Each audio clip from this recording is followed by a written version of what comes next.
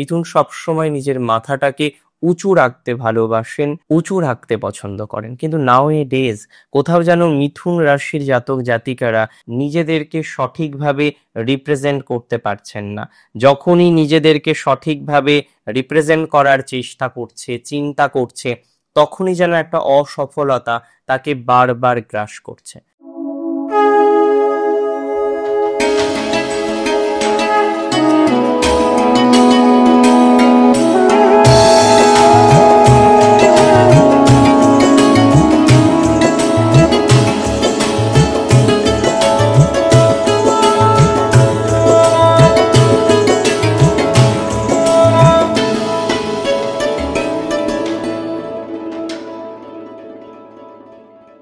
নমস্কার, জয়শ্রী গণেশ, আপনাদের প্রত্যেককে জানাই স্বাগতম। আজকে আলোচনা করব পরিবর্তন যোগ নিয়ে এবং আলোচনার কেন্দ্রবিন্দুতে দুটি রাশি, মিথুন রাশি এবং অবশ্যই কর্কট রাশি। মিথুন রাশির জাতক জাতিকাদের ক্ষেত্রে আমরা পরিবর্তন যোগের প্রভাব কেমন পাবো, কতটা স্ট্রংলি পাবো, আজকে সেটি জানার চেষ্টা করব, সেটি বোঝার চেষ্টা করব।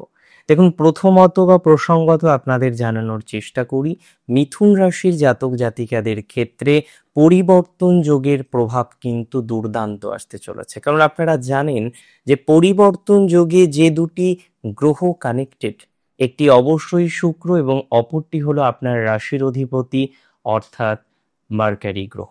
সো এই মার্কারি এবং শুক্র, ভিনাসের মধ্যে আমরা দেখতে পারবো একটা পরিবর্তন যোগ। কিভাবে এবং কবে? দেখুন, 9th অক্টোবর ভিনাস নিচস্থ হচ্ছেন কোথায়? বুধের রাশি কন্যাতে। এবং তার আগে থেকে আমরা দেখব বুধ তিনি লিব্রা অর্থাৎ তুলা রাশিতে আছেন, অর্থাৎ শুক্রের রাশিতে আছেন। তো যখন 9th অক্টোবর ভিনাস প্রবেশ করলো এই রাশিটিতে অর্থাৎ কন্যা রাশিতে, বুধের রাশিতে, সেই সময় আমরা দেখতে পারবো বুধকে তুলা রাশিতে অর্থাৎ শুক্রের রাশিতে। শুক্র বুধের রাশিতে আর বুধ শুক্রের রাশিতে অবস্থান করবে। কতদিন এই সেম অবস্থান আমরা পাবো? 24শে অক্টোবর পর্যন্ত। তাহলে একটা পরিবর্তন যোগ কিন্তু তৈরি হবে। আর পরিবর্তন যোগ তৈরি হওয়ার কারণেই এই যে আমরা দেখছিলাম যে শুক্র নিচস্থ হচ্ছেন, শুক্রের একটা নিচস্থ ভাইবস রয়েছে, তার নেগেটিভ ইম্প্যাক্ট, তার অতিরিক্ত নেগেটিভ ইম্প্যাক্ট আমরা কিন্তু পাবো না। পরিবর্তন যোগের কারণেই সেই নেগেটিভ ইম্প্যাক্ট থেকে আমরা কিন্তু নিজেদেরকে বাঁচিয়ে চলতে পারবো।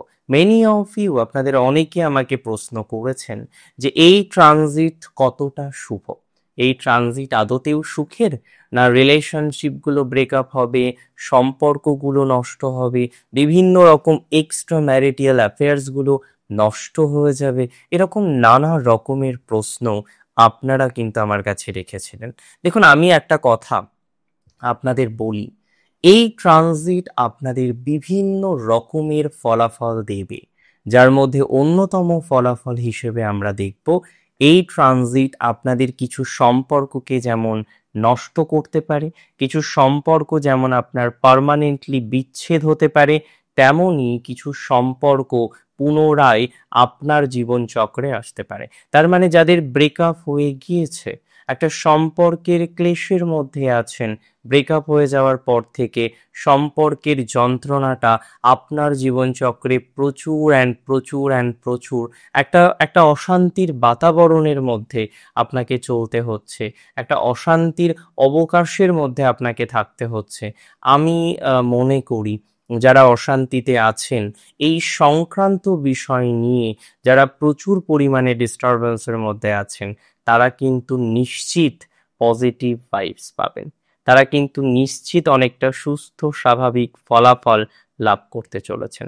যে সমস্ত জাতক জাতিকাদের এ ধরনের সিচুয়েশনটাই প্রবল, যে সমস্ত জাতক জাতিকাদের এ ধরনের সিচুয়েশনের কারণেই অনেক বেশি স্ট্রাগল করতে হয়, অনেক বেশি ঝামেলার মধ্যে পড়তে হয়েছে এর আগেও, তারা কিন্তু ইমপ্রুভমেন্টের জায়গাটা প্র্যাকটিক্যালি দেখতে পারবেন। যে সমস্ত জাতক বা জাতিকারা টেনশনে আছেন, চিন্তায় আছেন, নানা রকমের দুশ্চিন্তাগ্রস্ত হয়েছেন, তাদের পজিটিভ ভাইবসের মাত্রাটা অনেক বেশি আসতে চলেছে। দেখুন, সমস্যাটা এটা নয় যে আপনি চিন্তায় আছেন, সমস্যাটা এটা যে আপনার সম্পর্কগুলো মনে হতে পারে যে শুক্র নিচস্থ হবে, এবার সম্পর্কগুলো সব ব্রেক হবে। হ্যাঁ, 24 তারিখের পর পুনরায় সম্পর্ক রিলেটেড ইস্যুস আপনার জীবনচক্রকে প্রভাবিত করবে, দ্যাটস ভেরি ট্রু।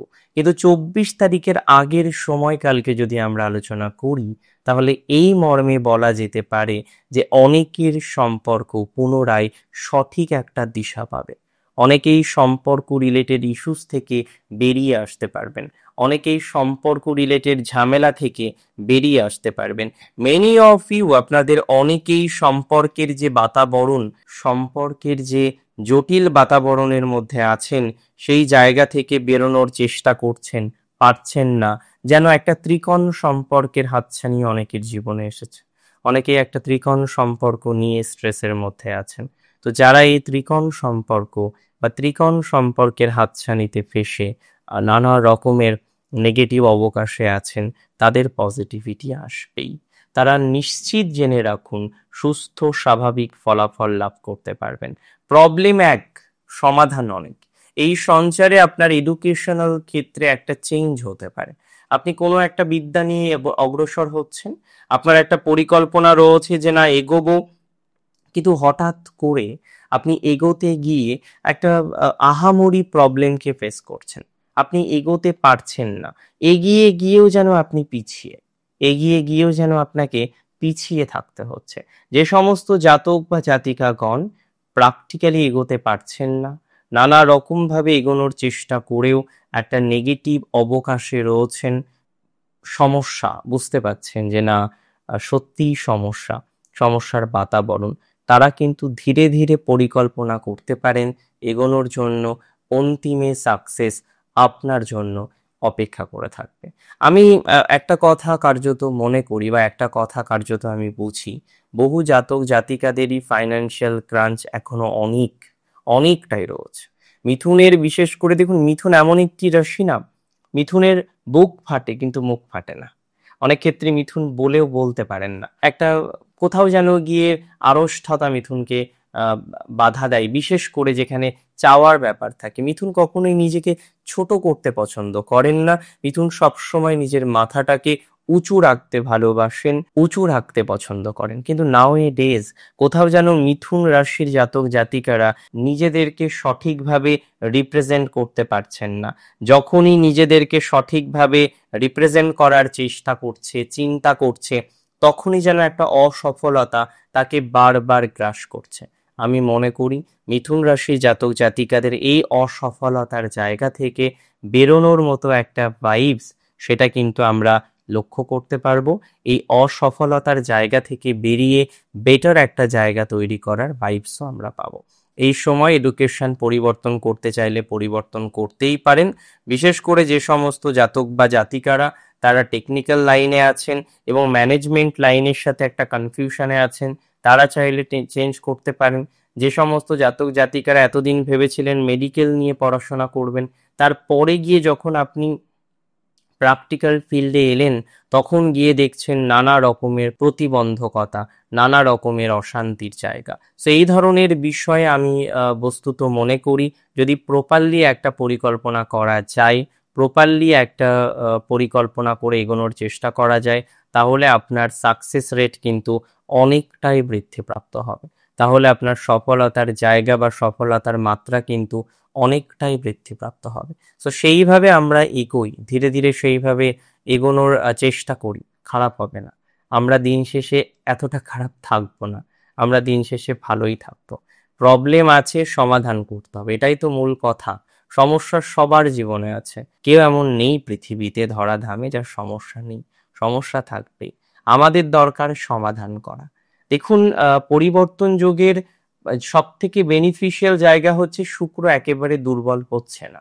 অন্তত দিন 15, 9 অক্টোবর থেকে 24 অক্টোবরের যে সেগমেন্ট, শুক্র একেবারে ডিস্টার্ব হয়ে গিয়ে, একেবারে নিচস্থ হয়ে গিয়ে একটা ভয়াবহ কাণ্ড তৈরি হয়ে যাচ্ছে, এরকম জায়গা কিন্তু আসছে না। এই বিষয়ে অন্তত আপনি রিল্যাক্স থাকতে পারেন, আপনি চিন্তা মুক্ত থাকতে পারেন, টেনশন ফ্রি হয়ে পথ চলতে পারেন। আমি আপনাকে অ্যাসিউরিটি দিচ্ছি, আমি আপনাকে সিওরিটি দিচ্ছি, ভালো কিছুই দিন শেষে হবে।